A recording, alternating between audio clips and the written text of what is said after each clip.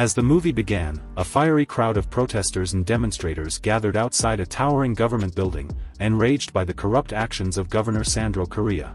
They hurled anything they could find at the structure, causing the governor to frantically seek shelter under a table. Little did he know, a mysterious masked figure was hot on his trail. In the next scene, we witnessed members of the DAE force gearing up for an intense mission. Their destination? A local coffee shop, where a certain unsuspecting someone was sipping their latte. And who should that be but none other than Governor Sandro himself. Without hesitation, the DAE team pounced, apprehending the governor and whisking him away to their headquarters for some serious questioning. Needless to say, their fellow officers were absolutely thrilled with Edu and Miguel's heroic capture of the corrupt governor. As the interrogation room door closed behind them, the officers laid out a damning case against Governor Correa, citing his corrupt actions and misuse of public funds. But the governor refused to go down without a fight, threatening violence against anyone who dared to expose his crimes. Desperate to avoid punishment, he even tried to bribe the officers. Later, as he dined on a sumptuous meal, his lawyer paid him a visit,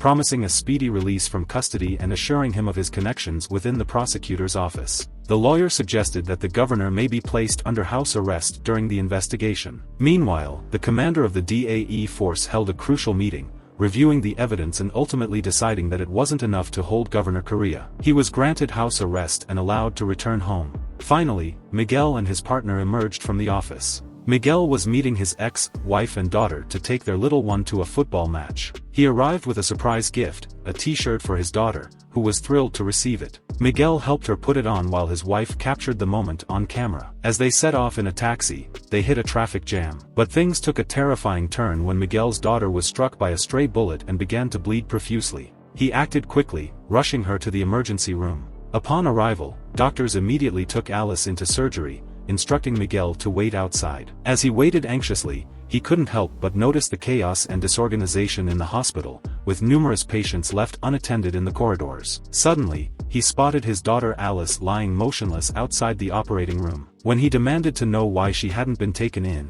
the doctor revealed that the hospital was severely understaffed, causing long wait times for treatment. Despite the chaos and delays, Alice's condition worsened until her pulse slowed and eventually stopped. Later, as Miguel's ex-wife arrived at the hospital, the devastating news of their daughter's death shattered them both. In the next scene, the recently released governor took to the podium, pledging to increase funding for public hospitals and improve healthcare. He makes a promise to uplift the people's welfare. On the other hand, while jogging on the streets, Miguel reminisces about his daughter's death and blames it on the insufficient hospital facilities. He firmly believes that his daughter would still be alive today if the health sector had better equipment and facilities. He firmly thinks that patients should receive better care and attention.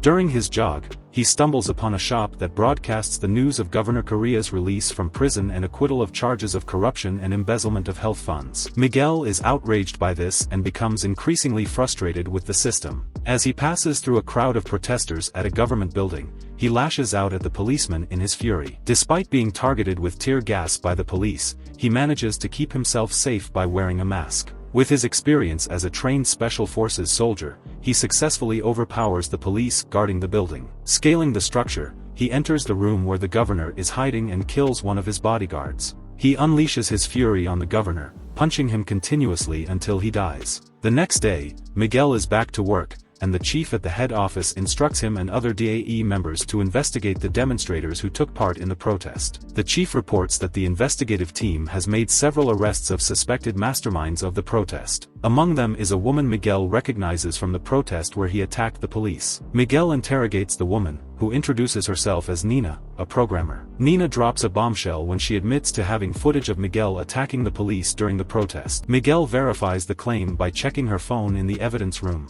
Trapped, Miguel reluctantly sets her free. Later that night, he tracks down Nina and she reveals a shocking revelation. She has hacked into the governor's laptop and found evidence of embezzlement of medical funds and hospital equipment. Convinced that he can't do this alone, Miguel teams up with Nina to bring the corrupt individuals to justice. With unwavering determination, she hands over a folder filled with profiles of corrupt politicians. Miguel takes matters into his own hands and systematically eliminates each politician involved in the embezzlement and corruption of the health department. Disguised in his signature mask, Miguel's actions become the talk of the town. Seeking help to uncover the sponsors behind the corrupt officials, Miguel turns to Nina and pleads with her to assist him. Initially hesitant, Nina agrees when Miguel offers to reduce her mother's sentence, who is currently behind bars. Later, Nina has a thought-provoking conversation with her mother about the concept of truth, and her mother's response challenges her belief in the nature of truth itself. With determination, Nina exposes the sponsors behind the corrupt politicians and discovers that they are linked to Gomez. She then hacks into a surveillance camera system in a building where Gomez is scheduled to meet with Minister Regina. At the same time, Edu sifts through files related to the governor's death and unexpectedly discovers Nina's profile. He also learns that the next target of the infamous masked man,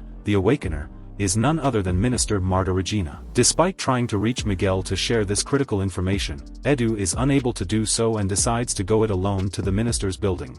With steely determination, he tracks down the whereabouts of the masked man and gives chase. Eventually, Edu catches up to Miguel and shoots him. Injured and bleeding, Miguel staggers his way to Nina, who nurses his wounds. The following day, Miguel and Edu present their evidence of Minister Regina's collusion with Antero Gomez, the very same person responsible for funding corrupt officials. Despite their findings, their chief rejects their investigation and orders them to stop pursuing Minister Regina. Frustrated with the system, Miguel takes matters into his own hands and decides to seek revenge on Gomez. He locates Gomez's residence and witnesses a family dinner, where Gomez encourages his son to pursue a career in politics. In a calculated act of vengeance, Miguel shoots Gomez's son, forcing him to face the consequences of his corrupt actions. Gomez saw an opportunity to win public favor following his son's tragic death and decides to run for president. Meanwhile, a mysterious man in a car, later revealed to be Siqueira, a private spy hired by Gomez to investigate his colleagues' murders,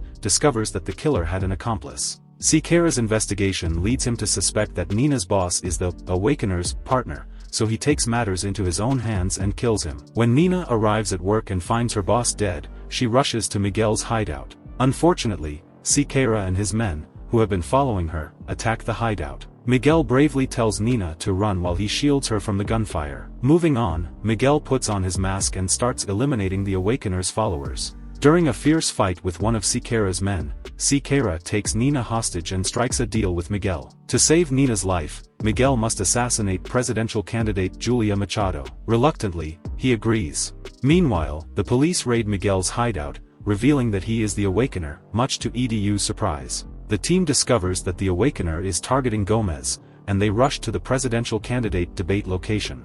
As Miguel prepares to carry out the hit on Julia, Edu steps in and puts a stop to it. In the midst of a heated fight, Edu pleads with Miguel to abandon his vigilante ways, but Miguel remains steadfast. Meanwhile, Nina fights back against her captor Siqueira and inflicts a serious injury. Miguel is later arrested for the murders of corrupt officials, and Edu brings in Miguel's ex-wife in the hopes of persuading him to change his ways. She reveals that their daughter would be ashamed of him. In prison, Miguel receives news that Antero Gomez has won the election. A visit from his superior, Deputy Diaz, only brings further danger as Diaz attempts to kill him. Miguel manages to escape and kills his attacker. He then breaks out of prison and quickly arms himself before heading to the Parliament building, where Gomez and his associates are celebrating their victory over Julia. Miguel proceeds to eliminate all of Gomez's men and colleagues without hesitation. When he finally confronts Gomez in his office, Gomez states that corruption is an inherent part of human nature and will never be eradicated. In response, Miguel shoots Gomez, killing him. Afterward, Miguel is surrounded by Gomez's men, who have their guns aimed at him. Miguel has a new plan in store. He's booby-trapped his car with a bomb. With a press of a button, the building crumbles to the ground with Miguel trapped inside. Despite extensive efforts by rescue and law enforcement teams, only the Awakener's mask is found at the scene, no trace of Miguel. The movie ends with the Awakener perched on a building, poised to strike his next target. Thank you for tuning in. If you enjoyed this video and would like to support the channel, please consider subscribing for more.